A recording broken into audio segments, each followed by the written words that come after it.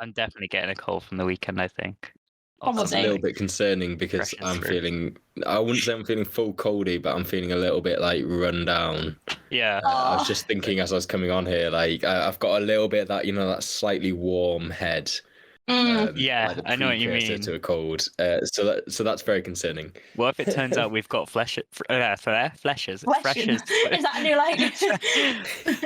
freshers flu from I thought you were going for the Halloween theme there, like flesh-eating kind of flesh-eating, God. zombie parasitic diseases. No, just more normal, more just pain in the arse, cold, flu, cough.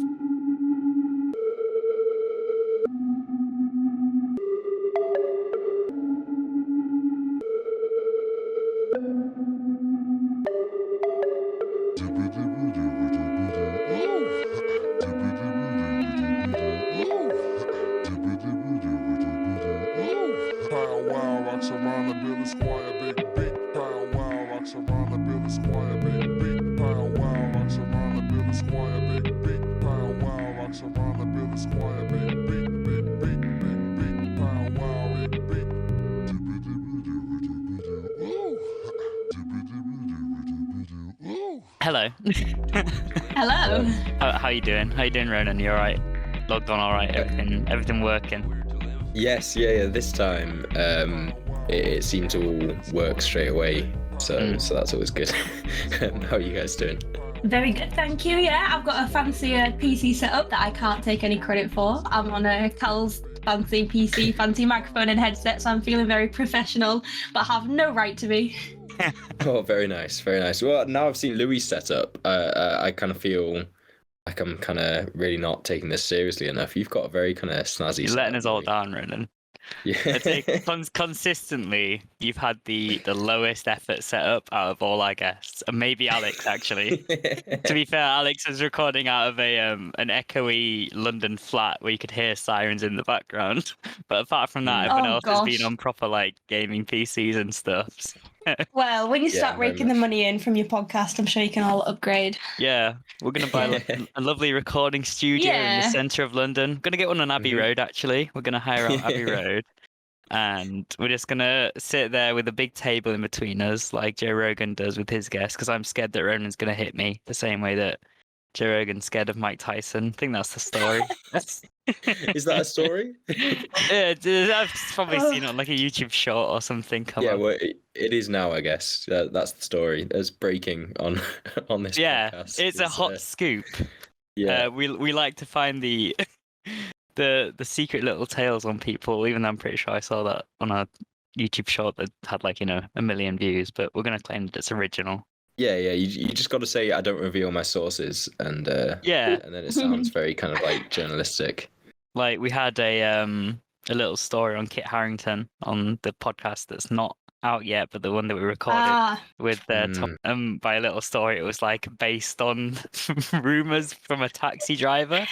So like probably complete bollocks. You're definitely getting a lawsuit there. That's the thing. I'm like, will I have to go back? Because it's currently like it is left in entirely. Ronan, you'll be glad to know that the room is edited around in a very intriguing way, but it's not ever explained. Okay. Mary hasn't had the chance to listen to this episode yet either, so it's like extra layers of mystery. This is so mysterious. Draw me in. I was about to say, I'll do a little introduction to for everybody listening, and also to Ronan, kind of, but also not necessarily, because you met on Saturday. You did indeed, for the second time. Yeah, true, for the second time. This is my very, very good friend Mary, and Ronan's new very good friend. New very good friend. Who's joining us this week. Hello everybody. Very happy to be here, very excited. I won't be offended that I'm third in the queue, but I would say you're arguably the biggest fan of the podcast, though, potentially. I'd like to say I think I've listened to, I don't know how many are out actually. All of them. Just say you've listened to all of them. I've listened to all of them. That puts you ahead of Tom, who was like, I'm your biggest fan. I've listened to at least 5 of them. And we're like, there's 8. It was something like I'd listened to 3 out of 5 or something. It's like, okay, well, you didn't even get the number right. Yeah. Yeah, I listened to your episode with Tom, so I know what I have to beat this week. So And you set the bar quite high. he did. Yeah. Have you got any celebrity gossip to just jumping back to that conversation Oh, that we can count as a scoop? I should have come more prepared. You should have put it in the doc, Louis. Uh, Oh yeah, is that like, has that ever been talked about sort of publicly, so to speak? Louis has Does it need to be talked about publicly? Yes, it does. A full-on, very well-organized document. very well organized, yes. Like what this involves. I just think that's very impressive. I just needed to ease people into it, you know. I needed people to be prepared for what they're involved with, because it's easier to be like, "Hey, do you want to come on?" and then be like, "This is what's going to happen. This is how it's going to play out." Than to be like, "Hey, do you want to come on?" It's just going to be like a mystery, and you're going to have to figure it out as you go. Admittedly, I didn't know that celebrity gossip was going to be. Yeah, that's the first feature. Yeah, you need to stick that at the start. I would have come prepared. I'm afraid I don't think I have any celebrity gossip. I'm afraid. My the only celebrity gossip I can give is that my dad went to Serbia, and then he was on the Serbian TV on like their version of Top Gear talking about oil and gas, and he was like really happy and really proud, and he was like, "Oh, it's like my interview's been released on this like Top Gear show," and he sent us a link to it, and then because it's a Serbian show, he's on the show, and then a translator just goes over his face and just like completely just talks over him, like in Monsters Inc. when Mike Wazowski isn't actually in the shot. It's pretty much just like that. Yeah. Amazing. Okay, He was so good. proud, though. He was so proud. Oh, that's amazing. No, that counts. Your dad, the celebrity, right there. He's now a Serbian celebrity, yeah. Yeah. What about you two? Do you have any celebrity gossip? No, we rely on making it up. Is that not how this works? I was just in that second thinking if I could make anything up, and then I'm like, well, if I'm already in trouble for Kit Harington slander, I don't know Well, like, if. I feel like that's the easiest celebrity gossip is just say, oh, I heard, oh yeah, Matt Damon, I heard he's actually a dick. Yeah, Cabby told me. Yeah. Word on the street is, yeah. I heard that big. Oh my god, I can't remember his name. The big comedian who wrote Gavin and Stacey, who does the Late Late Show, James. Oh yeah, James Corden. James Corden. I wanted to say James Cameron, and I'm like, that's not the same guy. It's completely Definitely different not him. energy. Yeah, big juicy goss. He was rude to some guy or something. Oh, God. Yeah, I know. Outrageous, really. We'll never invite him on now. He's blacklisted Nah. from the show. I'd like to know what his music taste is, though. Yes, yeah. So maybe we should get him on. Is it like it'd be a boost for the podcast, wouldn't it? That's true. Maybe reconsider, Louis. I'll give it some time. I'll keep him on the blacklist for maybe a year, and then maybe we'll open it up to applications. I was at work today thinking about like what celebrities they could potentially have, not like potentially invite on like they ever would accept, but I was like, I feel like even the ones that I've chatted shit about, like I feel like I've chatted shit about Ed Sheeran in nearly every episode we've done, but I do think he'd be like quite funny to have like a pint and a chat with, to be fair. They would actually be the best ones to go on. Like any celebrities we've insulted would actually make for the most entertaining ones to then come onto the podcast. If you could just, as long as they can take a joke and like take a little bit about them. Sounds like you've got quite a list of people you've I insulted feel on like this it show. is growing. It feels like it does like it just start happening, and then it's just like, oh, that's a new podcast beef that we've just started. I can't give you any celebrity gossip, but leading on from Ed Sheeran, I actually was Googling him the other day because I know he's had a couple of kids now, and you know when you're like, oh, I kind of want to see what he's a dad, he's got 2 kids, right? And he's got 2 daughters, and they have very interesting names if you would like to hear. yes, yeah, go on. Yes. His eldest daughter, who I think is like 4 now or something, she's called Lyra Antarctica. Brilliant. Wow. And then his second daughter, who I think was just born this year, is called Jupiter. So some quite creative names. And then his wife's got an interesting name. She's called like Cherry. So there's Lyra, Jupiter, and Cherry. And then there's just Ed. Just Ed. Ed. Good old Ed. Yeah. Well, that's why he's married into the family for a little bit more. Yeah, a bit of excitement in his life. It would be cool if he could legally change his name. He probably can. Mix it up a bit to Ginger Spice. Isn't that already one of the Spice I think that's Girls? already claimed, but like Cinnamon Man. Cinnamon Man. Cinnamon Sheeran. Cinnamon Sheeran. Cinnamon Sheeran. That actually works quite well. Cinnamon and Cherry and their daughters. what was it? Lyra and Lyra and Jupiter. Now they just sound like a family from Peppa Pig. But they already sound like a family from Peppa Pig, apart from Ed. So it's Yeah, they so do. close to being there. He might as Yeah. well completely. Also, how much better would it be if it was like, yeah, it's Stormzy featuring Cinnamon Sheeran? Cinnamon Sheeran. Like it would just roll off the tongue so much better. That kind of sounds a bit like a stripper name, It though. does I'm a not going bit, to lie, it does a Louis. Cinnamon Sheeran. Oh, maybe there's a stripper out there named that, to be fair. You never know. I'd Google it, but I don't want to. See where it I don't want that on my leads, phone. Put safe search on, put your VPN on. Yeah. Christ. How you feeling after the weekend, guys? Well, I don't think I had a late one as much as you guys. I had to take the. How unbearable in terms of our state of drunkenness were we when you met us? When I met, what point did I meet you? You got us a Lendl table Cellars. at Lendl Cellars, yeah. You know what? I thought you were all okay. The only thing that I did notice is you were all incredibly loud. Like, I looked around the room and I was like, I swear everybody's just shouting at each other. And I think like you got to the point where you drank enough that you were just like happy and cozy and just loud. And I was like, oh my God. Yeah, that sounds about right. I think I was starting to get sleepy around then as well. Alex actually borderline fell asleep around then. That was the point of Brew York, I feel. Like when we were sat around at Brew York trying to get like food and stuff.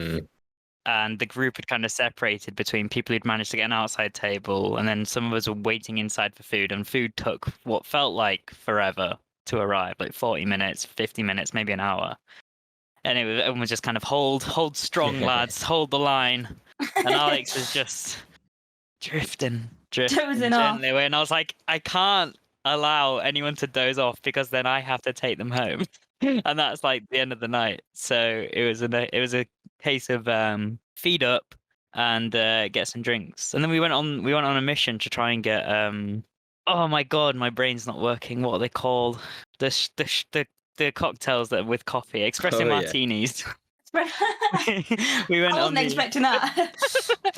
We went on a mission to get espresso martinis. So like, because you left after Brew York, right, Mary? Yeah. So after Brew York, we wanted to go do Evil Eye based on your suggestion. Did you get in or not? Well, we ended up queuing for it. And then it was very much like a one in, one out situation. And there was about, I don't know how many, there's like 15 of us maybe. Yeah.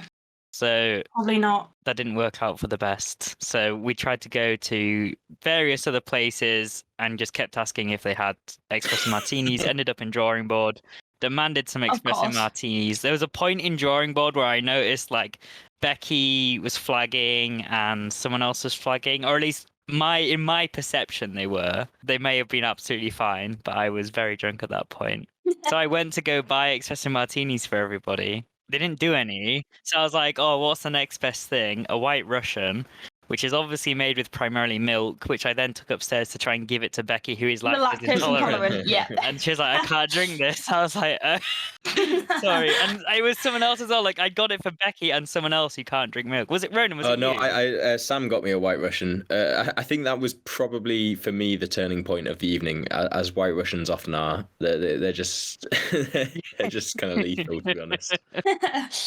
What's in them? It's milk and is it vodka? Vodka and Kahlua, which I think has caffeine in it. It's kind of coffee in flavour. I think that's why my brain went to that as like an alternative. Well, I guess it was it's like a milky brew, but it will try. You didn't fancy the Jaeger bombs? Was that a bit early? I don't know. I don't think I had any, but like Yusuf gave me all sorts of different coloured and different tasting shots. And that's what led me to just spiral out of control to the point where I don't remember anything past the queue for flares, to be perfectly honest. How was flares? I'm very sad. The one time you all went to flares was the night I didn't come. Yeah. Very sad. Based on your recommendation as well. It was very hot. Is how I remember it. Incredibly hot. Oh, sweaty, yeah. Alex is telling me about how he was saying there were points where he'd look over at you, Ronan, and be like, I think Ronan is dying. I think Ronan is going to die. Because he was like, you were there just sweating your tits off, your eyes rolling into the back of your head. Was it really busy? It was very busy, yeah. I think it was that kind of like, it felt like that body heat, where just, all of the bodies in the room have just kind of morphed Just into that one sweaty big warm. cloud of heat. Yeah, sweaty warmth. Very much so. It's like cloying and claustrophobic. Yeah, but it's right by Salt and Pepper Takeaway, isn't it? So that's shout out to Salt and Pepper Takeaway for actually what was quite a disgusting pizza, but I enjoyed it at the time. You enjoyed it so much, you ended up with it all down your. Oh dear.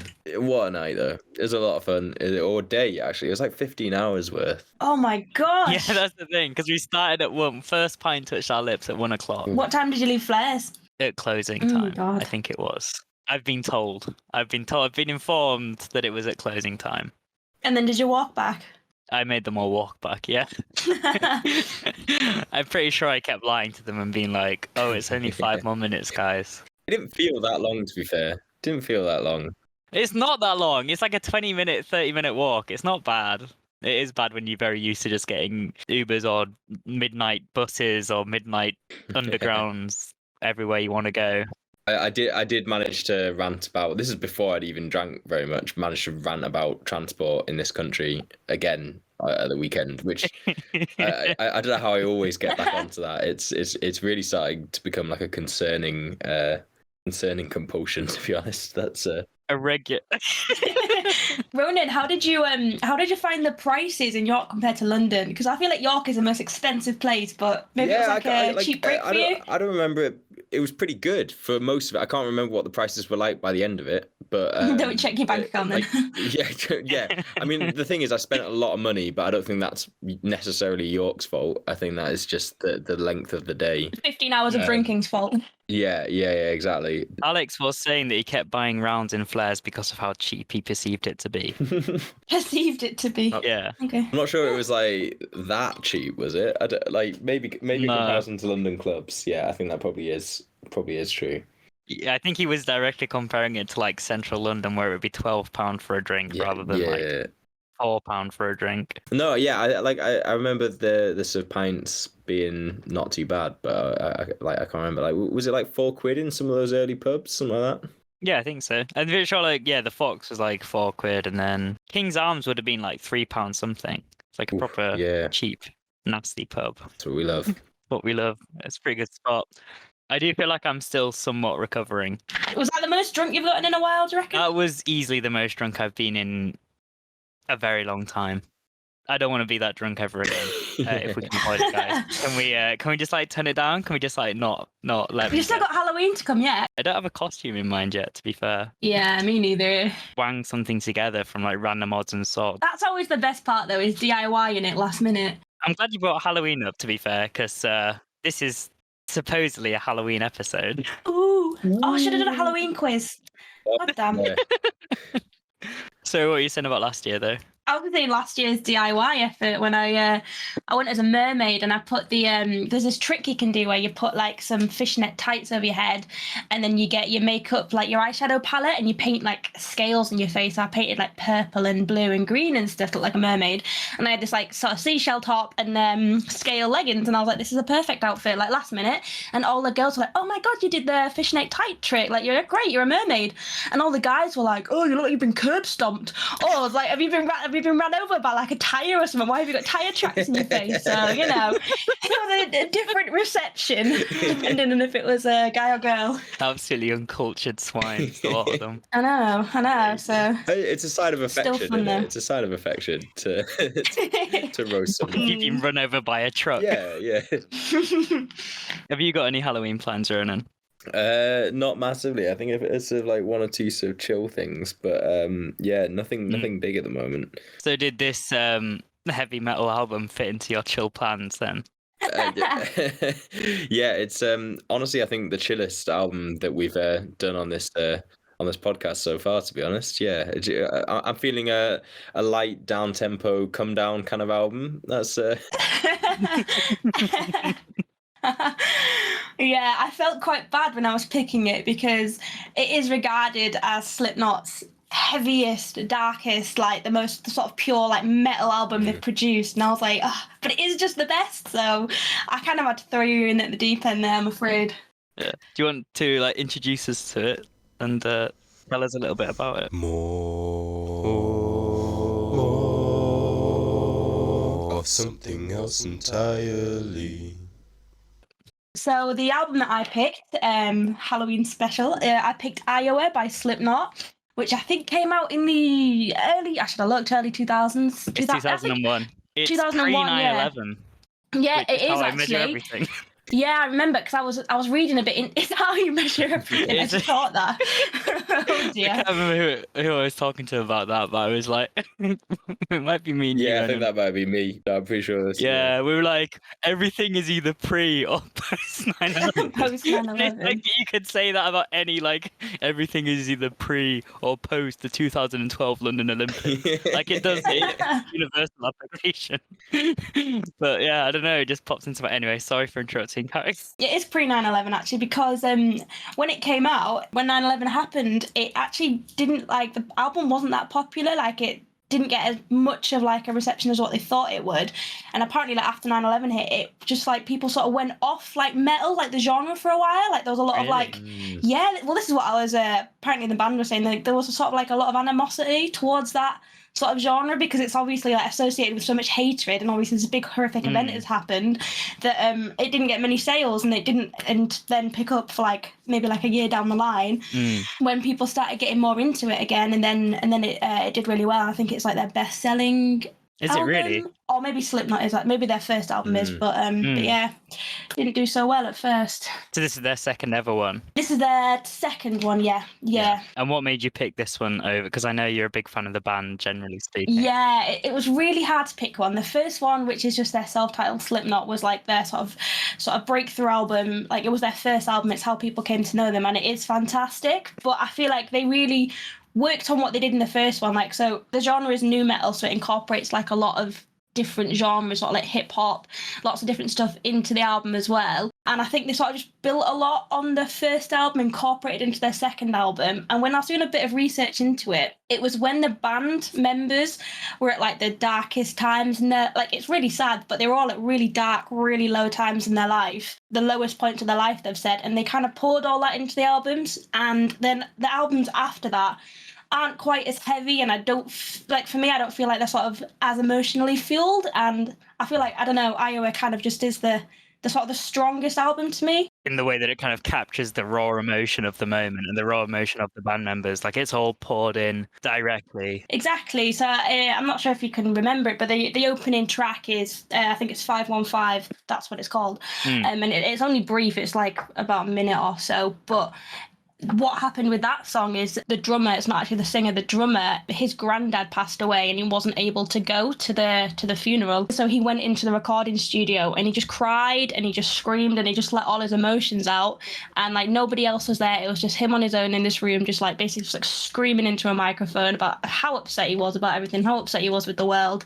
And then they sort of ended the tape. And then when the rest of the band listened through it and the producer, they were like, oh, that's a hell of a lot of emotion. We're going to sort of, I don't know, use that to introduce the album, because that's kind of what it's about, really. That's actually a really fascinating story. I'm skipping way ahead here, but I'm going to just say, like, I actually think that intro track was my favourite on the whole album, and I almost wish that they kind of just really dragged it out, because I found that sort of long death drone, I guess, that sort of guitar, just incredibly powerful with then that kind of anguished cry over the top. And I think they could have got away with really dragging that out, and you know, maybe sort of having some quite kind of like scattered sort of drumming over the top of it or something like that.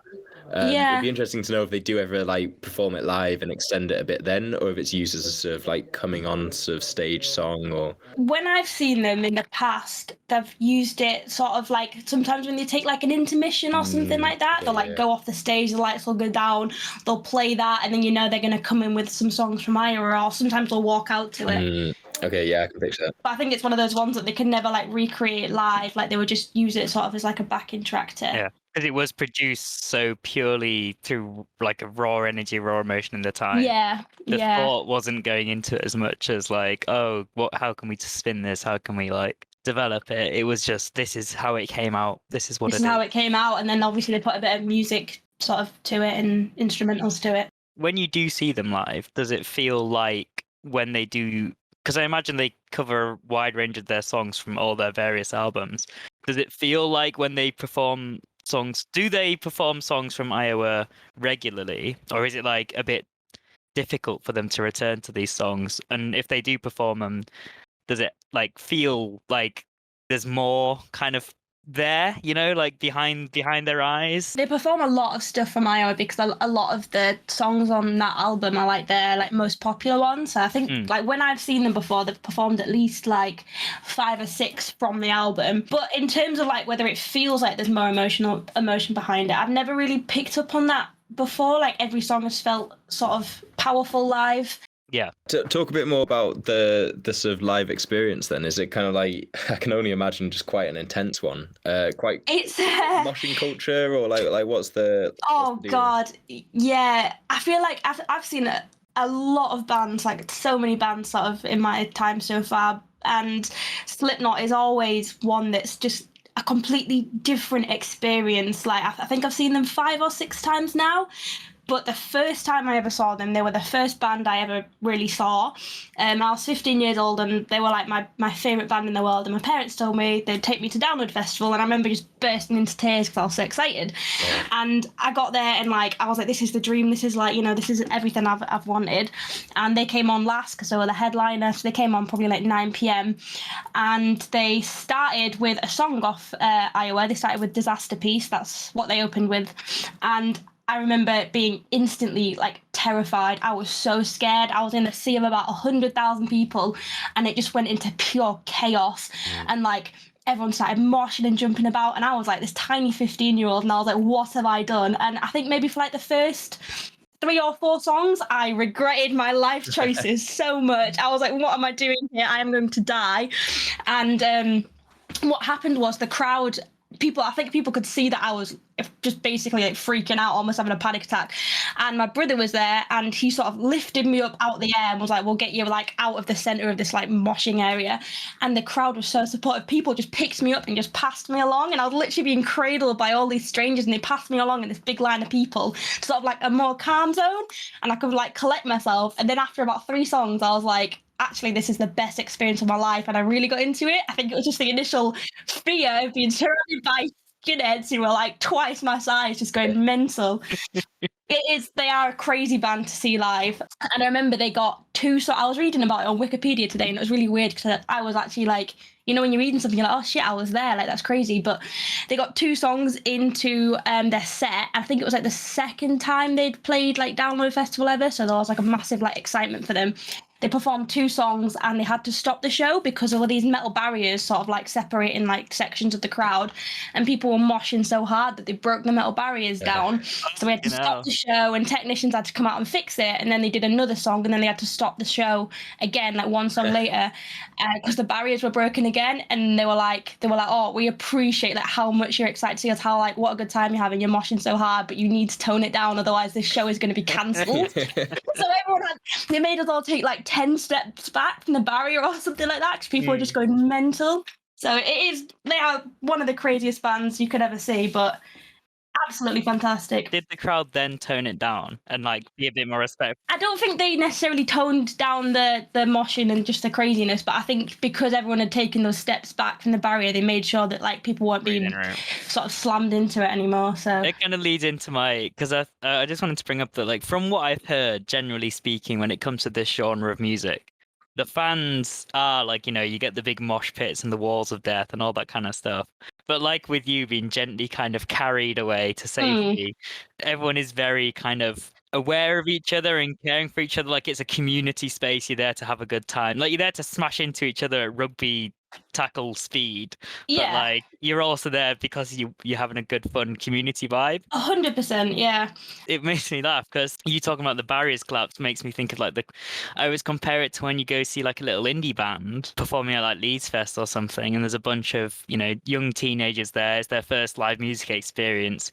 And they've seen mosh pitting as a thing, so they try to mosh pit to but it's bands like Foals and Sundara Karma, where you can't really mosh to them. And I just doesn't remember, really work. Ronan, were you at the one in Newcastle where like they broke the barrier in front of Foals and Foals just stopped playing and left, and they were like 2 songs in, and we were like, we paid like 40 quid to see Foals. Did they not come back?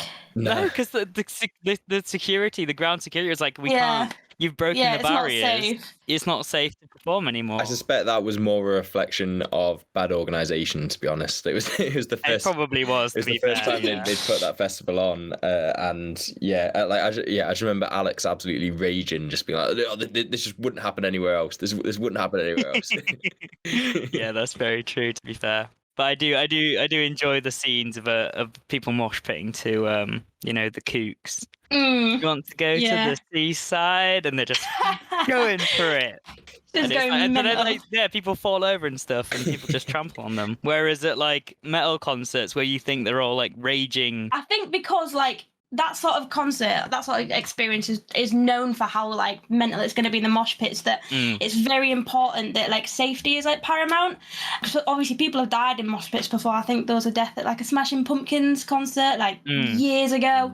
So it's like a massive thing, and like most bands that you see live will always do like a little speech at the start on like how to look out for each other. Like they're so big on like how like the people around you are like your like music family. Like it's such like a lovely, like you sort of might think of like metal people as like, I don't know, not caring and loving and kind, but like when you're there, everybody's just so nice to you. Like it's such a supportive environment. If somebody goes down in a mosh pit, everybody stops and you like pick that person up and you make sure like they're okay, like have they dropped anything, you make sure they're okay, and then you just jump back in the pit and you go again. Like it is just genuinely a really nice experience. Not quite what happened when we saw Don Broco and you got smashed. Oh God, no, I think that was more of an accident. we were like, were we even moshing at this point, or were we just jumping up and down? The whole crowd was basically a mosh. Yeah, we're jumping along to this song, like sort of moshing, just having a crazy time. And I think there was some massive dude or something behind me, and they were like jumping about, and they swung their elbow back,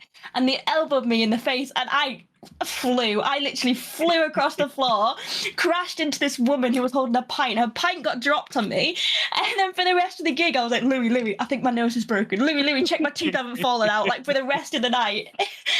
That was awful, but that was a one-off. That was not a Slipknot gig. That was a Don Broco gig. That was Don Broco. We lay blame at Don Broco. Yeah. They are sick though. They were. I don't want to rewind it too much, but just on the sort of like, I mean, given the sort of intensity that we're describing, and obviously I think like we're probably maybe kind of relatively experienced with some of, I mean, I'm not experienced with heavy metal mosh pitting, but I'm experienced with kind of moshing and the sort of, how it goes down. But did you say you went with your parents? Like I'm wondering, how did they find the experience? Are they experienced sort of giggers, metalheads, anything like that? Or my parents are adorable. My mum is really into metal music. My dad is really not, but they will go to lots of metal festivals and other sort of festivals too, like science festivals and other music festivals. And when my dad took me to Download Festival, he came along because I was not old. You had to be 16 to be like unaccompanied, and I was 15 at the time. So he essentially came and was like the pack mule, and he had like the bags with the sandwiches and the raincoats. Yeah. He was really lovely and really just, I don't know, it was just there for that. And then my brother came, and he's 2 years older than me, and he came with a bunch of his friends, and they were like, "Oh, we'll look after you, Mary, don't worry." And they were usually the ones starting the mosh pits. So, but yeah, my mum and dad do lots of festivals together, which is really sweet. And I remember I went to Download Festival a few years ago now with my dad, and it was the cutest thing. Guns N' Roses came on, right? Like obviously this legendary band, like most people there were probably there to see Guns N' Roses. And my dad gets out a camping chair and sits in the camping chair and pulls out a book and starts reading this book. And I'm like, "Dad, Guns N' Roses are about to come on." He's like, yeah, it's nice background noise. And he's just like, "This is my holiday. I'm here to read my book. There's some bands playing." Like they just make it their own thing because they're into different music. So they just, make it work. That is a legendary move. And actually what a lovely kind of like principle like what a lovely approach basically to a marriage really, or like a partnership. That's kind of like that sort of compatibility, even when maybe there wasn't a direct compatibility in terms of taste. My dad's music taste is more like Kate Bush and like Sia and that kind of thing. Yeah, so I did not know your dad liked Kate Bush. Oh, my dad loves Kate Bush. He's like, honestly, like he could rival Sophie. He loves Kate Bush so much. So like Slipknot isn't really his vibe, but and he loves ABBA as well. How's he feeling about the whole Kate Bush revival post? Oh, he's here for it. I think he's obviously like, some people are quite like annoyed because they're like, I was big Kate Bush fans, but he thinks any sort of like Our other friend publicity is Sophie great. is a little bit low-key annoyed because she's been a long time Kate Bush fan. Yeah. She's like, if you were real fans, you would have appreciated her from the start. Yeah, and then my dad will go off on a tangent about Kate Bush facts and how many downloads she's had since the new Stranger Things or whatever, and I'm like, okay, right. Nice. So I have a question for you, Mary. Go on. How does a tiny 15-year-old get into Slipknot enough to go see them live? I feel like getting into Slipknot was kind of like almost like doing drugs in a way. This is going to sound crazy, but like I remember I used to go down to see my family in Manchester, and my uncle Matt, it was back when like iPods were a thing and iTunes, and I'd go down and I'd take my little crappy iPod, and each time he'd be like, oh, I'm going to like put like a couple of new songs on your iPod for you, and like a couple, like an album or something, and each time he'd sort of give me something a little bit heavier and a little bit heavier. You know, you start off on like your taster, like your weed or whatever of the music world. Yeah. And then I remember he was like, oh, there's this band called Slipknot that you might like. He didn't put Aya onto my iPod. He put on like a different one. I can't remember which was the first one now, but it was like one of their like sort of more lighter albums. And I was like, that's really good. And then I branched out and started listening to their other stuff. And then from there I was hooked. But I remember when, do you remember when LimeWire used to be a thing?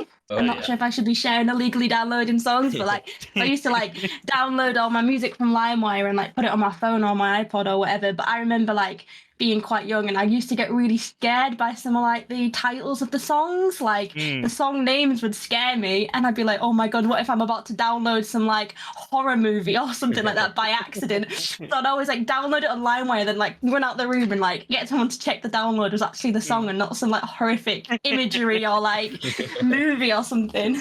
I missed the whole LimeWire kind of wave, I think. Like, but it does seem to be just an integral part of so many people's music discovery, I think. Yeah. Did you use LimeWire, Louis? I didn't personally use it, but I think my dad had built up quite a significant collection. I think, to be fair, I say used to, probably still have it somewhere. Just like a file on one of our hard drives was just like tons and tons and tons of songs, and my dad was always a bit cagey about where he'd got them all from. But I think that's how I found things like Parklife to begin with, and like some of the early Gorillaz albums. I remember there's a lot of Coldplay on that hard drive, and then just some like really rogue ones, just like stuff that was in the pop charts and stuff like that. And I assumed that was all like LimeWire or LimeWire adjacent kind of stuff. And then obviously that ended up downloading onto my phone or my iPod or whatever. Spotify kind of changed the game really then, because I remember like hearing about Spotify, and it was like my younger sister, as per usual, she was just ahead of the curve on most of these things. Like it's amazing how being 2 years younger just sort of makes all that difference. And she probably just generally had a finger on the pulse more. But yeah, I remember the first time hearing about Spotify and just being like, there is no way that's legit. Just no way, because we just kind of accepted that you could get music like if you wanted it, but yeah, not legally without paying. Like it was just inherent to like anybody could get music. That everybody knew the concept of kind of like what Spotify would become. But the idea of Spotify as like a legit thing was just seemed a bit sus, didn't it? Yeah, a bit shady. Like I don't know what I'm trying to say here. I think I'm just sort of suddenly reflecting on just how normalized it's become, but how crazy it was as a principle. Having any music at your fingertips. I was like, no, you have to pay 99p per song or £10 for an album. That's just how it is. Yeah, or like have to like spend ages downloading stuff, and it was just like this whole kind of faff. Like it's. I do remember as well. My first introduction to Spotify was actually through one of my parents' friends, Al. I think he might have got like an early review code for it because he was like a magazine article writer or something like that. Like that's his profession. I can't remember specifically, but he got to like do like quite a lot of reviews on things, and it meant that he got given like early access to that kind of stuff. I remember him turning up to like a family friend's party. It might have been like a New Year's or something like that. And he was just showing off Spotify on his laptop in the kitchen and like connecting to the speakers and being like, look, you can queue anything. And then proceeded to queue a load of Coldplay. I don't know why Coldplay just keeps coming up. You should have been queuing Coldplay's been a constant presence. Yeah, because should have been. I do like that Mary was like, oh, for me, Slipknot was like like with drugs, there was like a gateway. I got drip fed heavier and heavier stuff. But you just decide to throw me and Ronan right into the deep end. Yeah, oh yeah, you're straight on the heroin, mate. Come on. Ronan, what were your first impressions listening to this album? I was listening to it like I can't wait to hear what your thoughts were going through it. I don't know actually. So I think I'd never like sat down and listened to Slipknot, but I actually first came across Slipknot in school. I had a few sort of mates who were sort of into metal. Actually, some of them were kind of like the sorts that was so into metal it was kind of like off-putting. Like Mary. It's kind of it's their personality. Yeah. It's but like I think it is also because of this effect that you're describing. It's a bit like once you're hooked on heroin, I think it's kind of hard to see why there was ever any point in smoking weed. You know what I mean? Yeah. To really labour that analogy.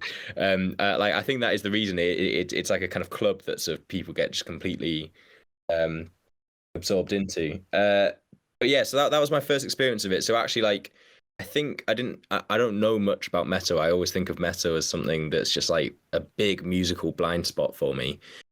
But actually, I think some of the stuff they were listening to must have been why, I knew about Slipknot, so I know that they were listening to Slipknot, but also like I think they probably were listening to a fair bit of sort of new metal, that specific sort of vibe of metal. Either that, or I'm just still at that point where I can't kind of discern a lot of the differences.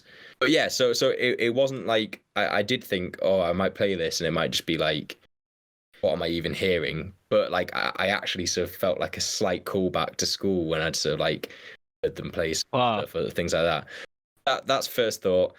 Second thought, yeah, the intensity of it is still just incredible. I think something that I'd never really kind of appreciated, and this is probably because I always say that like I think I discovered rhythm really late on. This is probably the sort of like the whitest sounding thing ever. But like, I think I only discovered. I'm pretty sure I only discovered rhythm properly like at uni or like late in high school. But so I never used to notice like drums on a track that much. I don't think. Whereas the thing that really jumped out to me listening to this is just those drums hitting so hard, that kind of pounding rhythm. My first note is literally the drumming is insanity. Yeah, that's one of the things I wanted to talk about as well. It's just how crazy the drums are. Yeah, I think it could be my favorite thing on the album, which kind of why I was also thinking with that first track, I just kind of wanted it to go on longer and then the sort of drums to start sort of like clattering in or something. Yeah, that was a load of scattered thoughts there, but their first impressions of sorts, I think. Just quickly, like, just sort of going back to the drums, what's another crazy thing when you see them live is obviously like the rate in which they're playing their drums is really fast. And Joey Jordison, he's passed away now, but he only passed away the other year, so he was the drummer with them nearly the entire time. And he used to be on this sort of like lift system, so he was strapped into his drum kit. It would like lift up into the air, probably like, I don't know, like 10 feet or whatever. He'd then like go like upside down and like rotate and spin around in this drum kit, all whilst doing like the mental like drums that he would be doing. It was crazy to see. He's such a skilled guy. I remember you've sent me clips of it before, and I just remember thinking it looked like beyond human, like the speed at which he was drumming while upside down. Yeah, not just like rotating about. It's not normal. No, it was amazing. I'll tell you what, so something I quite like about this as well, just on the kind of like the technicality side, like what you're saying about just being a really sort of technically incredible drummer, is that this is something like an impression I'd had of like metal, was that it's a incredibly technically proficient genre. But I think sometimes I'd kind of thought it's the sort of like big guitar solos and stuff like that. And this is something that came up reading about new metal a bit, is that actually it's got less of that. And drawing from other genres, likes of hip hop and stuff, I think it's got like, when it comes across on this album, it's got more of an awareness of how all of the instruments need to kind of like combine together to create this kind of whole that's bigger than all of those parts. And I think that really comes through with, say, like the way that the sort of drums, and it is very technical, like the sort of technical drumming and the technical sort of guitar work come together, not to sort of like just sort of have these big moments of braggadocious solos, but instead like this sort of morphed whole. That it sounds almost like Machine Gun Fire a lot of the time. Like it reminded me a lot of like Machine Gun Fire, but in which is why it hits so hard. Yeah, I mean, this was my first ever listen to Slipknot properly as well, despite the fact that I think Mary, after all these years, Mary's tried and tried to get me to listen to them at some point. And honestly, I feel a little bit ashamed to admit that I actually really enjoyed the listen and that I probably should have listened to Slipknot earlier. I think the thing, though, that I've found with metal is when I was younger, I would very much sort of try and force it on people because I thought it was so good. I thought it was the best music genre. And I've found, like, given time, that, like, a lot of the time people who might have, like, not liked it or even gone as far to say that they hated it when they were younger sort of come to a point in their life where they can have, like, an appreciation for it. I remember my brother and his friends at school, like, not bullied me in a mean way, but, like, would just, like, sort of roast into me, like, relentlessly about my music choice, call me, like, emo, but, like, sort of not ever, like, maliciously, sort of as a joke. Mm-hmm. And then a few years down the line, they were like bigger metal fans than me, and now all of his friends are just these mental metalheads, and they, you know, they listen to heavier stuff than I ever would do. Yeah. And I just think that it sort of comes a time when, if you are going to get into it, like, you can't be forced into it. You probably just get that appreciation for it at some point. Maybe that's my trajectory then. Maybe I'm going to become a heavier metal. Oh, definitely. But I think there was an element of like, I wanted to kind of talk about is like what you've already touched on, Ronan, and like just talking about like the technicality of it, because I listened to it a couple times all the way through, and I was listening to it on the drive to and from work today as well. And I think I'll be real, I feel like I didn't necessarily get caught up in like the dark emotion side of it. I wasn't feeling angry. I wasn't feeling like vindictive against the world.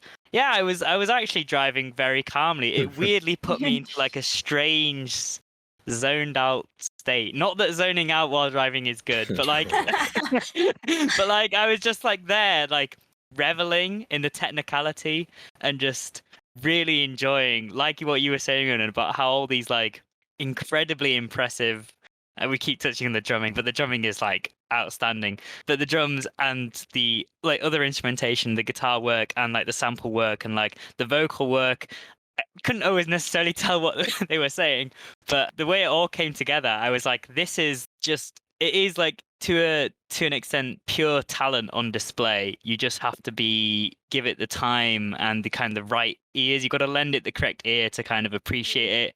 Because I can understand why, like, this is how I felt in the past, is I've tried to listen to it and just immediately bounced off it because I'm like, it's a wall of noise. I can't, like... Yeah, you don't know what they're saying. It's just, I can't penetrate into what's going on. It just feels like, like angry hatred. Whereas this time around, it did just click. And I don't know if that is because I've been kind of, going back to the drug analogy, micro-dosing on heavier stuff over the years. So like there's been a little bit here, a little bit there, from like these moments of looking for new singles to listen to, looking for new songs by stalking the people's Spotify's and YouTube recommendations and all that kind of stuff. So there's been a little bit here, a little bit there. So then when I came to this album listen, I'll admit I was a little bit apprehensive about giving it a listen. I was like, especially because Mary, when you messaged, you were like, you're going to have to find the right mental space. And I was like, I don't know what that mental space is, or like how to prepare and how to get into it. But yeah, once it was on, I don't know, it just sucks you in. And everything about the instrumentation just feels so like full. I know I've talked about before how like often listening to music sometimes creates like a visualization in my head. And for whatever reason, the one that came to me today, like the metaphor or whatever that I used to describe how full and chaotic the music is, but also like intricate, it made me think of like a dude who's completely covered in tattoos to the point where it looks like his skin's entirely like black with ink. But when you look closely, it's all like individual satanic markings. That was I see that.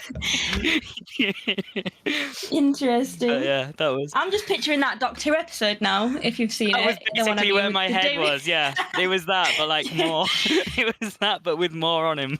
I did actually find. So I was listening to it. I gave it 2 goes. I started listening to it on the train back down from York, incredibly hungover, which I'm not sure that was the time to do it. But actually, like, I think because it was kind of exciting me, because I'd been sort of like looking forward to this. We've been talking about it, Louis, you know, the day before. I like actually I think I would have got through it on the train journey, but then I hadn't downloaded it and my internet wasn't working. But I did think whilst I was doing it, maybe this isn't the right time anyway. But then I was listening to my morning run, and I think it matched very well with that. I mean, quite different to what a lot of my... I often treat my runs, sort of treat them as kind of like about as close as I do to like regular like meditation almost. It's like a kind of mindfulness thing. I kind of treat it as quite a Zen thing.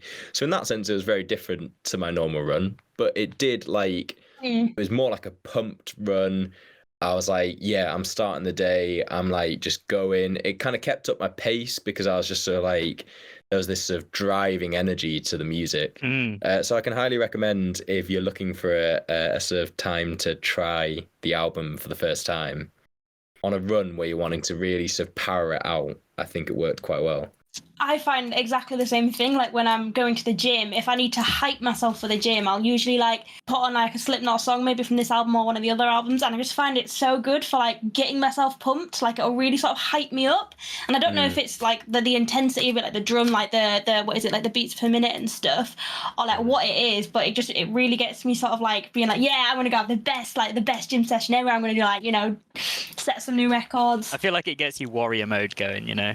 Yeah, Beating your fist against your chest, getting that little bit of like, hey, yeah, bring it on. Not necessarily the vocals, the vocals, but the lyrics, they're very aggressive. So I hope that the lyrics aren't inspiring you to go and like kill people in the gym, but the instrumentation is very gets you pumping. Yeah, definitely. I think a standout lyric for me, just to briefly touch on how obscene they are, is one that I think, Mary, is like one of the very first things we ever talked about when we first met. And I know exactly where this is going.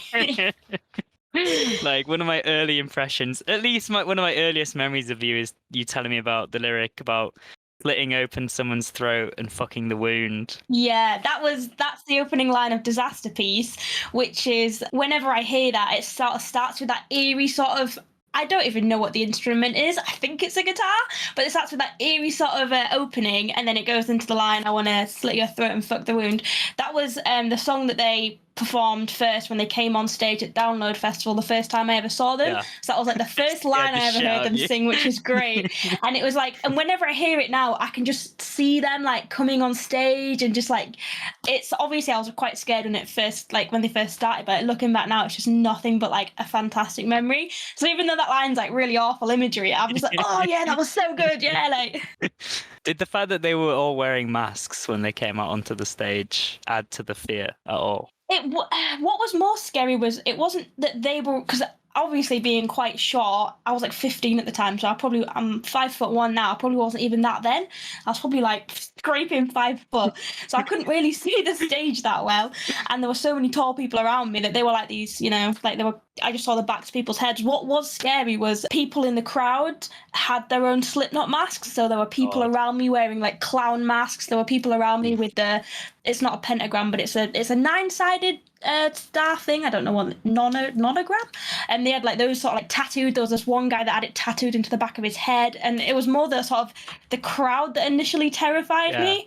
They were like, I think there were some people next to me like they'd just done like some coke or something like that. They'd snorted something, and then they were just going crazy. And then I don't know, it's just all these scary masks and people in jumpsuits. Now it's just like, oh. There's definitely keep up the Halloween theme. Yeah, it sounds almost like it has though, like that similar power to. And what's made me think of this is that I was literally just listening to another podcast where they were talking about horror films. It sounds like it has that sort of power of when you're a kid and you turn on the TV and you watch like either a horror film or a thriller or whatever, but you watch something that you probably weren't at the age to watch yet, and it has this real power. Yes. But it's not necessarily a bad memory, you know, like when that happens, it's just an impactful one. Yeah. And that's almost what this is reminding me of. I can picture that quite vividly, this sort of looking around and seeing all these masks and feeling a kind of like fight or flight mode response. Not necessarily in a bad way. Except you're trapped in the crowd, so you can't run. Yeah. Sorry, really quickly, I've just realised, I think this line that you're talking about, slit your throat and fuck the wounds, unless there is another line that you know of, I've been trying to find it. I thought there was a line that was along the lines of, slit your throat and fuck the Pope. But I think I might have just misheard it.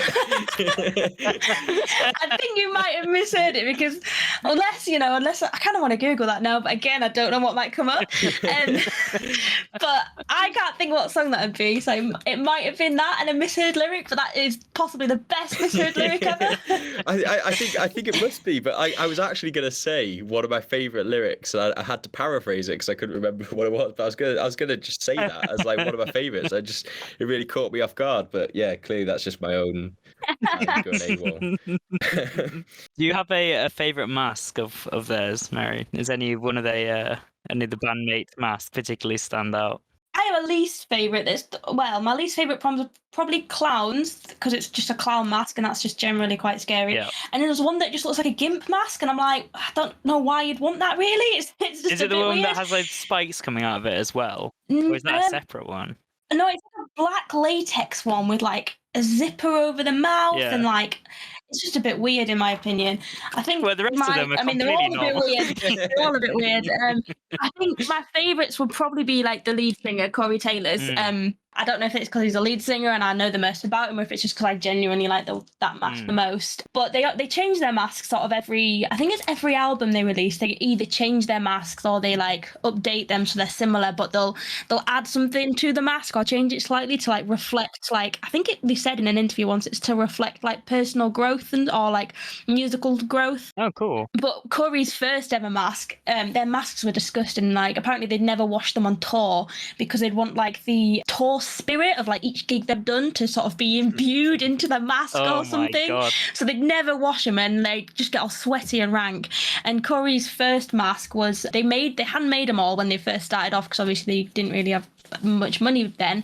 And he cut loads of little holes in his mask and he pulled all his he had dreadlocks at the time, and he pulled all his dreadlocks through the mask. And then after a while, when that became too much effort, he shaved his head and then glued all of the dreadlocks like onto the mask. So it was like this like sweaty like dreadlocks, it was just probably not the nicest smelling thing. That is metal though. That is metal as fuck. Yeah.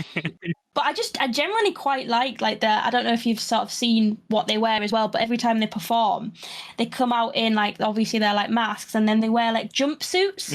And each sort of different like tour they do, they might wear like a different like coloured jumpsuit, and they've all got like a barcode, and they don't go by their names, they go by like a number. So all the band members are named either from 0 through to 8, which was like a comment on, I think it was like talking about how the music industry wants to like commercialise you type thing. And I think they said the reason, I think they get like quite a lot of like sort of stick for wearing the mask, because they said initially the reason they wear the masks is because they just want it to be all about the music. So they want to sort of take away from them. It's not about who they are as people or anything like that. It's just about the music. So they want you to focus on the music. But then if that is the case, why did you pick these like really sort of like eye-catching like intricate masks? Yeah. If you know, it's not about us, don't pay attention to us, just focus on the music. And then they come out with these crazy masks. But yeah. I do see where they're coming from, where they say like they don't want fans to focus on the people behind the mask. Yeah. They want them to... Just to briefly touch on one of the people behind the mask, though, do exactly what they don't want to do. Yeah. Just like Corey Taylor. I don't know about you, Ronan, but I was kind of surprised by how many kind of melodic bits ended up on the album. I was expecting it to be just full screamo all the time, turn it to 11. But there are a few choruses that are very melody based, and there are a few like more softly delivered lines, a few whispered lines, a few kind of just like gently sung lines.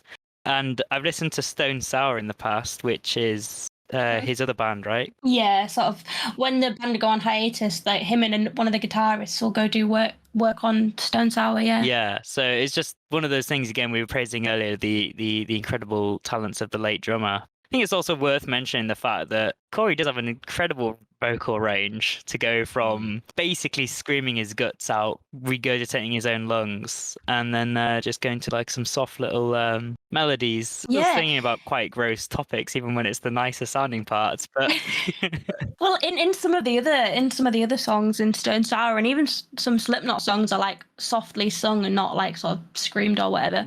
He can actually hit a really high, like some really high notes, which is really surprising. It's quite like when the first time you hear it, you just don't really expect it. I often do wonder how like singers in heavy metal bands have to kind of protect their voices, because this would ruin me. Oh yeah, and I think it's one of those things that you probably need to take breaks from touring and recording just to let your sort of vocal cords sort of, I don't know, heal. And I think it's not something you can do forever, really. Like, I know quite a lot of fans like online have been like sort of posting and saying how like, oh, Corey's voice is like sort of destroyed, they need to sort of take a break, like it doesn't sound like it used to, which I guess must be hard, because if this is your career, this is your life, you want to make music, but you also need to sort of take a step back and let it recover. I just think there's a very, very loose connection between the vocalist and Kendrick's delivery, in the way that Kendrick reminds me of a dramatic actor, somebody that's able to communicate characters, emotions, all sorts through just changing his voice about. Often in various quite tortured manners, but not just that.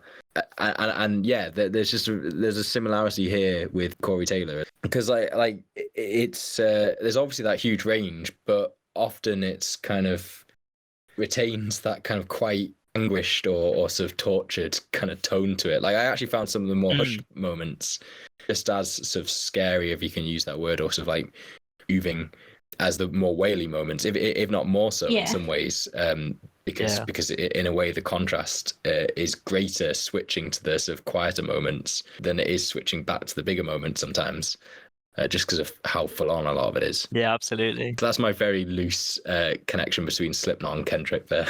I do have a little weird tidbit information, factoid that I got off Wikipedia, so you might have also read this one, and I don't know how true it is. But apparently, while recording the vocals for the final song, do you know this? Yeah. I do. I've heard it before. Yeah. For Ronan, I don't know if you'll know this one. To be fair, then, but it's talking about conveying emotion and conveying anguish. Apparently, while recording vocals for the final song, Iowa, Corey was completely naked, vomiting on himself and cutting himself with broken glass. Bloody hell. Yeah, he really went all out to deliver. Yeah, I think when, as I said earlier, when they were recording this album, they were all in like really low point. I think Corey Taylor at the time was like had really bad like alcohol addiction, and the others were all going through like personal problems. And I think doing this album was just a way for them to sort of vent and like let it all out. And I think like I'm obviously can't say for certain, but I know in the past like Corey Taylor has like tried to kill himself and self-harm, and I think all of this emotion they were all feeling kind of like fed into the album, and doing that in the recording studio was kind of like a reflection of how he was feeling inside at the time. Like, he was in a really low point. The song like Everything Ends, when I actually didn't know this until today, because I was sort of reading into the lyrics a bit more than I have before, but that's actually about the last time he tried to commit suicide, which is when he was like a teenager. And when you listen to the song, it sort of starts off talking about how he wants to do it, and it sort of ends with like, why the fuck was I like that? And I think a lot of the album is, like I've said a million times now, is on the lowest points in their life. I think, given that context, actually, something that's quite remarkable, and I think possibly quite unique, as far as I'm aware, to... I'm sure there must be other examples. I'm just struggling to think of any at the moment, so maybe it is quite unique to this. Something that's quite striking about this album, and I'm assuming perhaps this kind of genre more broadly then, that it can turn some of that really quite deep running pain and anguish and rage a lot of the time, but into something that's vaguely euphoric almost. Like I mean, the whole sort of the way that you're describing these live shows is a big outlet of all of that sort of rage and pain and sort of anguish in one big sort of massive blast of energy, I suppose. Yeah. It's like cheaper therapy. It's yeah, it really is. Yeah, no, it's incredible. You can go into the crowd and you can just scream along to the lyrics, and sometimes when you're so upset, you just need to sort of like scream and let everything out. Going to a Slipknot gig is just perfect therapy, because you just go and you just scream, and there's people around you just screaming, and you want to just let it all out. The whole crowd is projecting their pain, this cathartic moment together, right? Cathartic is definitely the right word, but it's also weirdly like wholesome and like positive. And I think, again, like linking back to like the whole drugs analogy we've been doing like throughout this podcast now. I feel like one of the reasons I regard Slipknot as, in my opinion, like one of the best metal bands and one of my favorite bands of all time is because of how much emotion they put into this album. I feel like a lot of the time when I listen to other rock songs or metal songs, I feel like they don't quite like get there, and I'm not sure if like Slipknot have like ruined that in a way for me sometimes, but sometimes I'll be listening to a song and be like, this is really good. I just feel like they need to go that little step further. And I'm not saying I want them to go into a recording studio and like cut themselves and vomit and get naked, but like I feel like in this album I can really feel like how much they put in, and sometimes when I listen to something else it feels like they're sort of like holding back a little bit. I don't know if any of you guys have ever felt that with a song where you get to a point and you're like, it feels like it's like teetering on. Yeah. I don't know. It doesn't quite hit it. I totally know what you mean. Yeah. Yeah, I think it's something that's like quite a complicated sort of part of music in general, and actually art in general, in the way that, and I think I've probably talked about this on the podcast before, but the whole phenomenon of the like almost the romanticization of the kind of tortured artist is I'm sure kind of like overblown, you know, like it's not like you have to be tortured to be a great artist and all of that kind of stuff, and it's probably quite problematic at times, the amount that this is kind of like put on a pedestal in our society. And yet it does just feel like we have talked about, because it was about Mac Miller, it does just feel like sometimes there are certain artists that you can just really feel something there that perhaps just wouldn't be there if they weren't that sort of tortured artist archetype. And I think it's something that almost feels kind of morally problematic at points listening to it, because it feels almost invasive. Yeah. But there is an element of truth in that, I think. And it isn't to say that you can't be a great artist without that. You absolutely can. Yeah. But sometimes it does just offer something else that you won't get any other way. I think it's when they've poured their soul into it, right? I think sometimes the best art is made in a truly vulnerable moment. And I don't want to say it's always like the tortured artist per se, but I think it's those kind of moments of authenticity where you can connect your emotion that you're feeling that is real in that moment with the emotion that's on display through the art, whether it's music or a painting or a movie or whatever.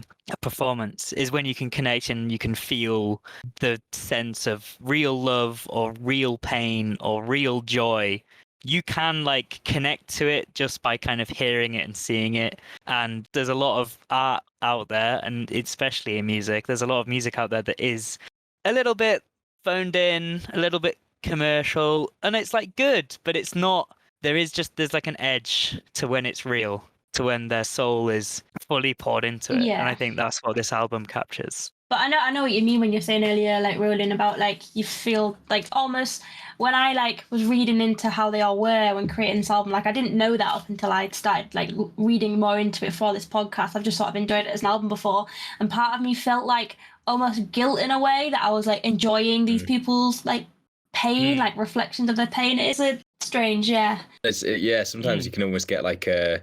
Less so with this. I think people would be sort of sensitive about. Well, actually, maybe not. No, I think sometimes like these things become kind of legendary stories, and it's actually even just aside from. It's not just that people are kind of connecting to the pain of the album. People end up just kind of sometimes connecting to the stories of an album. You know, and not to say that that's more problematic, but it is pervasive. I mean, like there's so many albums that just. It's almost hard to mention them without then talking about what a tortured production process was behind it. And you get the same thing with films. Say, you know, there are certain films that people will mention where somebody will go, oh, and you know that kind of like had all of this stuff going. Apocalypse Now is the classic one. It's like Martin Sheen had a heart attack on set, and like they went miles over budget. I'm pretty sure like Francis Ford Coppola like maybe tried to kill himself or something because it was all going so wrong. But that's now that's now bundled into. It's just kind of legendary movie story, and there is a kind of almost flippancy with which that's kind of treated when you actually dig into kind of like how serious a lot of that stuff is. But maybe that's just very human for us to kind of like end up sort of spinning yarns. Admire the legend behind the art. Yeah, exactly. Wow. Yeah. I think that's do you think that's a good place to just move on to talking about our favorite songs? I don't know if any of you have any. I feel like they were some really profound closing thoughts. Yeah, so I don't know very well put. I don't want to ruin it with anything else now. So should we just go through and pick out what our favorite tracks were? Ronan, you go first, then I'll pick some of mine, and then Mary can give her long-time favorites. Cool. Yeah. Well, I have already mentioned the opening track 515 or 515. Not sure. Yeah. I just love that. I think I described it as like a death drone before. Yeah, that sort of droning guitar was just a really nice way to begin the album. And then I also loved the closing track, Iowa. Yeah, I loved the range of that actually, which I guess is something that we've kind of touched upon, but not just in terms of his vocals, but in terms of the sort of music as well.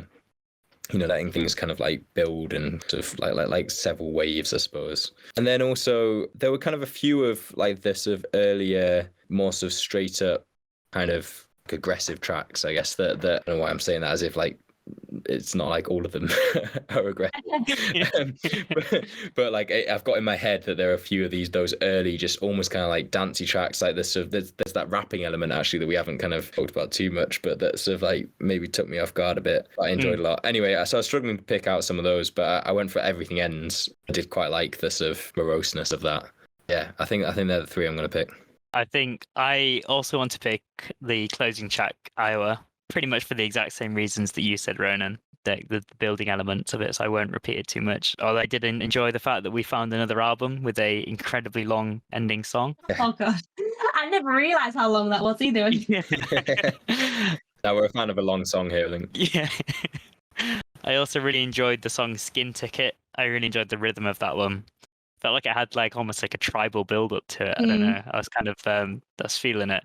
And then my pick from like earlier on in the album is, I think, People Equal Shit did have me kind of headbanging at a certain point.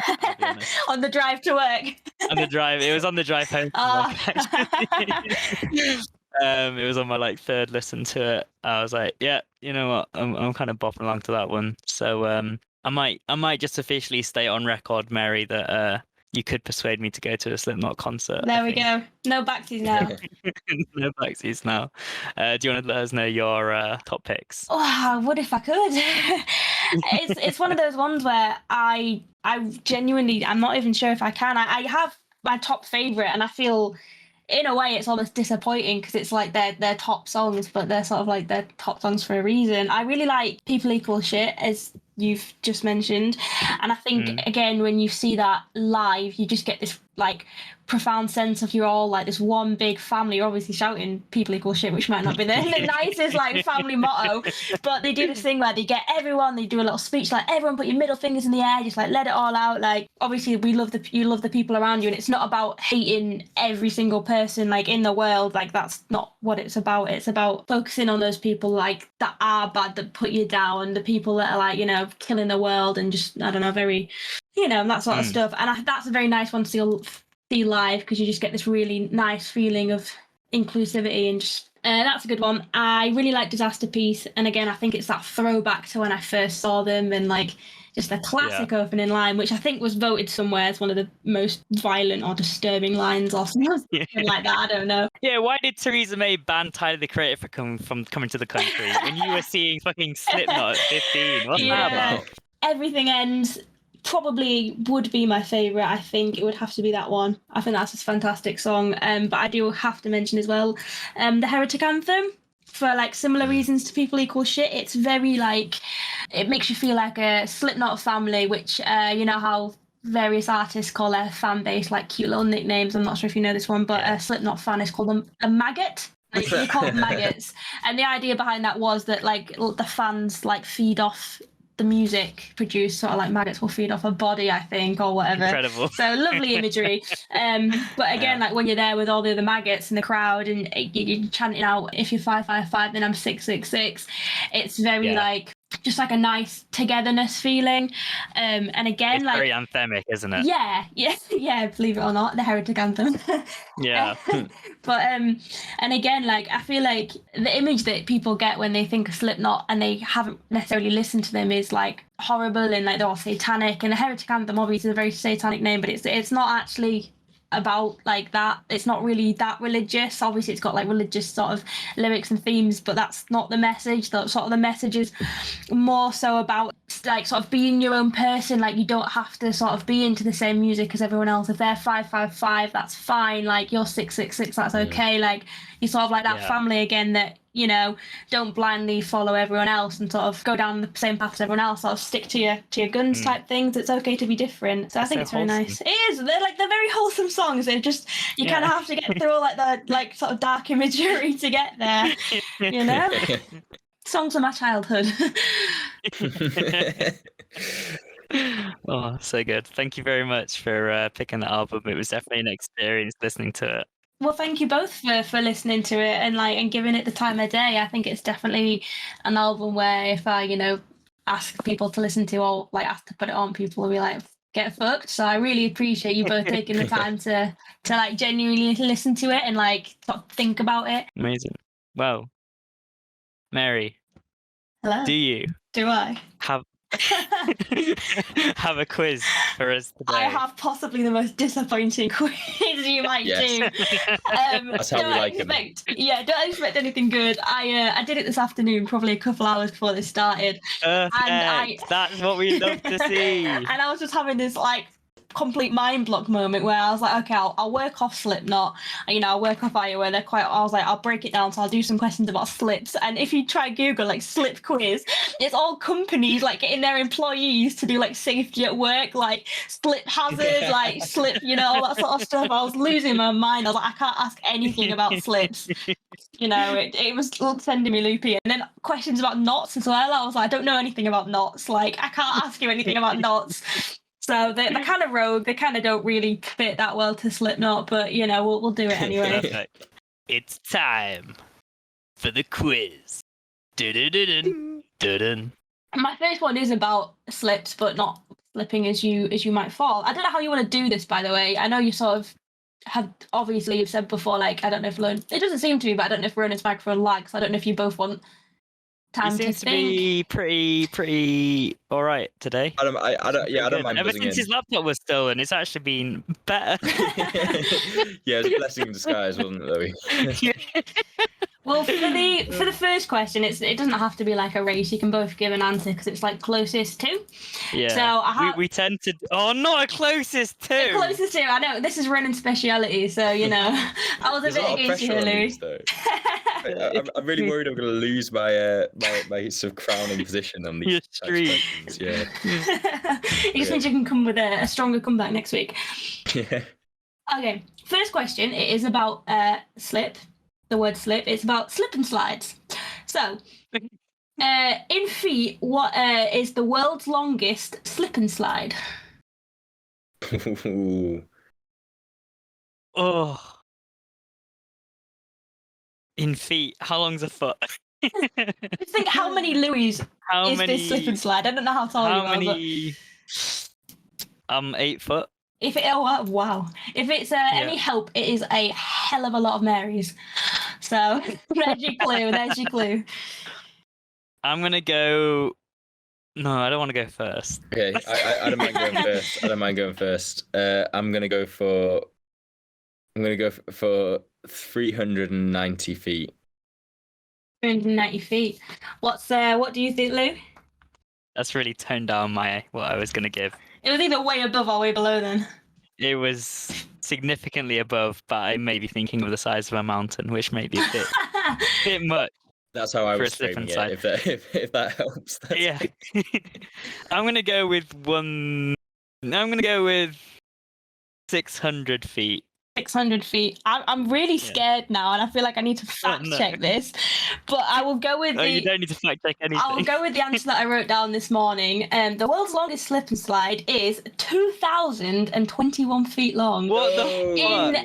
In I think it was set like last year or something, the other year in Ohio, I believe. So yeah, lots of open space in Ohio apparently. That's mental. Very long, very long. I feel like I was gonna go like 1,000 foot, and then I was like, "How? That's big." I feel like you just get part way down it and just get bored though, and be like, "I'm ready to get off this thing." Like, surely. That is very long. Is it steep? I mean, I don't know why I'm asking. You clearly don't. I don't know. You can Google it and find out it was 200, and I was completely wrong. I really don't know. I've tried looking up a picture. But it doesn't help that much because I suppose there's no scale. This shouldn't have been surprising, but like I'm not sure they can get the whole slip and slide in it. I'm seeing. Okay. Yeah. I'm not sure. Wow. I'm also looking at pictures. I don't know if it's the same one, but the red and blue one. Yeah. Yeah, it just keeps on going, doesn't it? Yeah, about 2,000 feet. That is incredible. That is incredible. For context, sorry, that height is the height of. That's what makes a mountain in the UK. If something's 2,000 feet high, it's a mountain. Jesus Christ. Well, that's the fact I've now learned. I'll be like, a mountain is about the height of the world's longest slip and slide. Okay, I didn't do a question about knots because I found it incredibly boring. I do apologise. So we're gonna. My dad would be so hurt by that. We've done slip. He loves a knot. Who does? My dad. I apologise for him, please. If he listens to this, I'm very sorry. But we've skipped knots. I'll leave that for his podcast episode. My other questions, I have some questions on goats. Why goats, do you ask? Well, the album cover, as I don't know if you're aware, is a goat head. And I imagine, did you listen to it on Spotify? Yeah. Yeah, that will be like the remastered one then that came out in 2011 and has loads of extras. When they brought that out, they changed the album cover, and that goat head, it's attached to like a wooden wall. It's like hanging off some nails. It was this dead goat that one of the band members, Clown, brought into his shed and like nailed it to the wall and then did a photo shoot of this dead goat for the album cover. Like... very wholesome band. Great community. Yeah. Okay, I've got another question that revolves around heights because why not? Let's just keep the theme going. How high? What's like the highest height a goat can jump? Ooh. Okay. Is this in feet? How do you want it? In feet, meters, please. Hands. In feet, yeah. Specific species of goat or... Right, I literally went on to like goatquiz.com or something, and they must have had like hundreds of goat quiz questions. So I just picked one off there. It could be bollocks, but this is just a goat. Sure. Okay. I think. You want me to go first since you made the first call? Yeah. I'm gonna say a goat can jump 6 foot. Oh, that's exactly what I was gonna say. Okay, I'm gonna say 7 foot then. Oh, interesting. The point of that one goes to Ronan. I've just Googled it, so it is actually right. Most goats can jump anywhere from 4 feet to 12 feet, which was the answer that I had. Wow. Well, it was anywhere from 4 feet to 12 feet. Yeah, but I don't know if I phrased it as the highest height. Oh, yeah, true. What is the highest a goat can jump to? All right, fine. I'll allow it. Even Stevens all tied up. How many questions did you want, by the way? As many as you wanted. I don't know. I kind of just kept going. Like, I just got really into the goats. If you do them all, Louis can just edit out the ones where I win. Yeah, that's true. I have 2 more goat questions, and then I have 2 questions about Iowa, the state. I don't know how many that makes. How many of them so far? 2. It'd be 6 total. Yeah, we'll keep going. Multiple. We'll keep going. Various. So according to an urban legend, what globally popular stimulant did goats discover? So I know this one. This is. Did we type this in? You can type this, yeah. Can I buzz it or no? I'll type. Buzz, quick. Buzz, buzz, because I don't know. It's caffeine. Oh, correct. Yes. Coffee.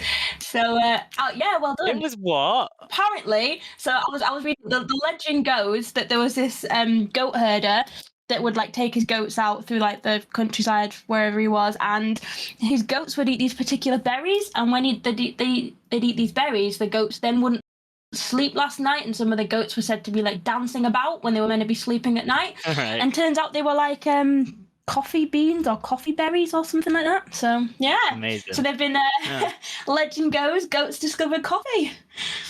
I've got one more goat question, then we can move on from goats, don't worry. So Google hired goats to maintain their gardens and keep them tidy. I don't know how big the gardens are, and I don't know where this is. How many goats do Google hire to maintain their gardens? This could be any number. It's just really a shot in the dark. 12. 12. 12? 12. 12 goats. 12. 12 goats. 12 Okay. goats that jump 12 foot high. Yeah. I'm gonna say 24. You just doubled mine. Great. According to like goatquiz.com, Google hires 200 goats Oof. to maintain their gardens. And I Fucking hell. personally love that mental image of just bringing 200 goats, just 200 milling around, just chewing on the grass. I've not kept track of the scores, so I think Ronan's winning this. Yeah, so far. I'll call it back. I know Iowa like the back of my hand. Yeah, sadly the skills Yeah. are slipping though. I've lost the how. You know it. You know near as you were in the past. I had Near as to near. up in some. The pressure's got to you, bro. Yeah, it has. I can't even speak. That's. Okay, last two questions. This is more, I know you both did history, so we're going a bit more geographical. Ronan did do didn't history. actually- Ronan I did just- do history. Only by osmosis. Like I just hung around. My mind is blown. is. What did you do at uni? I did philosophy. So I met like Louis and all that lot through Alex, who was my flatmate. So superior history is a lie then. It is, I see. yeah. I see how it is. Well, okay. Yeah. Well, this is a geography-based question, so at least you didn't do geography. You don't have an unfair advantage. How many states border Iowa? Oof. Fuck. Come on, Louis. You don't like the back of your hand. Come on. Yeah, well, I'm just looking at the back of my hand, and it's not currently bordered by any states. So, Okay, I'm gonna go crazy with this one. Wait, do you want to go first, Louis? Or do we type it in? no, I want to hear what you say. I'm gonna go 6. Interesting. Wow. Well, okay. I'm gonna go 5. Oh, I'm afraid he's pipped you there, Lou. Iowa is bordered by 6 states. Yes. God Well damn it. done. The thing is, right? I was gonna let you go first because I was hoping you were gonna go for 4, and then I was gonna be like, "You're a coward for saying 4. That's the cowardly answer." And then I was gonna go for 6, and then you went for 6, and I was like, "Well, I can't now go for 4 because then that would be, That is the I'd be an cowardly eternal answer. hypocrite." Oh dear. Oh, that is surprising though. Like 6 felt bold. I know. 6 states bordering it, and then it said it had like 2 rivers running through it or something like that. Oof. Wow. Crazy. So, last question, and this is again just more of a fun fact about Iowa that I've tried to spin into a question. We all know the saying, like the best thing since sliced bread. Turns out sliced bread came from Iowa. How did you know that? So the No. question is, what year did this? I can't remember his name, but what year did that dude in Iowa invent sliced bread? Ooh. Well, I know for a fact that it was after Betty White and the Queen were born. Do you know when Betty White and the Queen were born? Because I don't know. I do not. But I know that there was a running joke about Betty White and the Queen both being older than sliced bread. Mm. This is not helping me. Do you want to guess first, Louis? As I took it last time. Okay. I want to go quite bold and go 1953. No, what? I was literally gonna say that exact. Yeah, that is actually crazy. That's okay. I'll say 1954. I don't know. Oh, fuck you. Oh, point there goes to Louis, who was closer. However, you were incorrect, so don't get too happy yet, No. Mister. The sliced bread machine was invented in 1927. Oh wow. Oh damn. God. Yeah, very early. And also, this isn't a question, but when I was looking at what Iowa's famous for, they are famous. One of their famous cuisines is Snickers salad. I don't know how I feel about that. Like, Does as that it have sounds, the it's chocolate bar in yeah, the Snickers bar with some Granny Smith apples and like cream, and it just sounds like the most disgusting thing. Oh and I was no. like, I never want to go here. Actually, you should make that for Halloween this weekend. Bring it to Snickers East. salad. Yeah, Oh gosh. that'd be horrifying. Yeah, it would. Sorry, I've just looked up because I was trying to figure out why did we both think 1953. The Queen's coronation was in 1953, so I think it must have been like there must have been some kind of subconscious. You assume a higher level of knowledge than I have, Ren. Well, no, but I didn't arbitrarily know it was chose in that. 1953 either. But I feel like there must have been some like, the Queen, and then some like, the 50s. I don't know. Yeah, maybe. Because I'm baffled by that. Like that was Like a little bit of that was background brain spooky. activity. It could have been any day in the 20th Spooky. century. Well, it is the Halloween episode. Spooky. Spooky, spooky brain activity. That's a good point. I don't know where the quiz ended up there. I don't know who won. I'm not sure. I feel like count it up after. it could have gone either way. Yeah. As always, we You will can count it edit up. it how you'd like, Louis. I do not. I edit it very fairly. How dare you? I don't like that this accusation could start. This joke. Like, but as always, we'll do the adding up of the quiz scores at a later date. Maybe it'll be like at the end of the year. We can like add up Oh, the that'd be fun. quiz scores and be like who won the whole year. It's becoming a bigger and kind of bigger thing. task. Just give myself some more work. Yeah, that's a massive one. I've got a very important question. Go on. Is your last episode before you break for Christmas going to be a Christmas album? Or are you not going to subject yourself to that? I feel like there's no good Christmas album. I was going to suggest, Ronan, I know we haven't talked about this yet, but I was going to suggest we both pick. I feel like there's not enough to talk about one album at Christmas. So I was going to suggest we both pick, or if there's a guest on as well, all three of us pick Christmas songs. either our favorite Christmas songs or a Christmas album and try and do like a themed thing around that. Yeah, I'd be keen for that. It's either that or it's Michael Bublé. Yeah. Thank you very much for that quiz. It was goat heavy, but It was fantastic. goat heavy. I cannot be responsible for any goat related dreams tonight, I'm afraid. Oh god, yeah.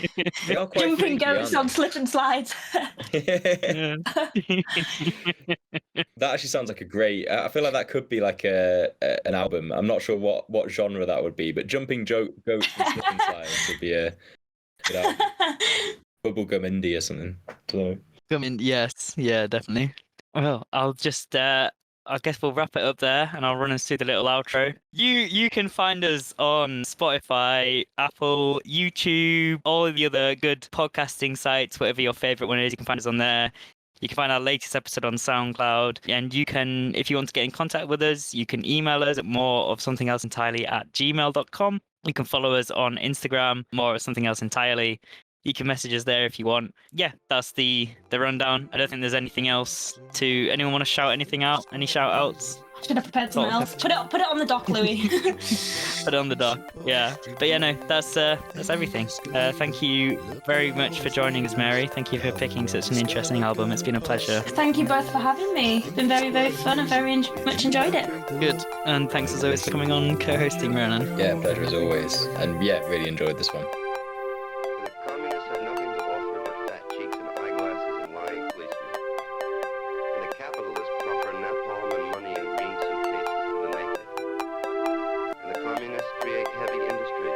But the heart is also heavy.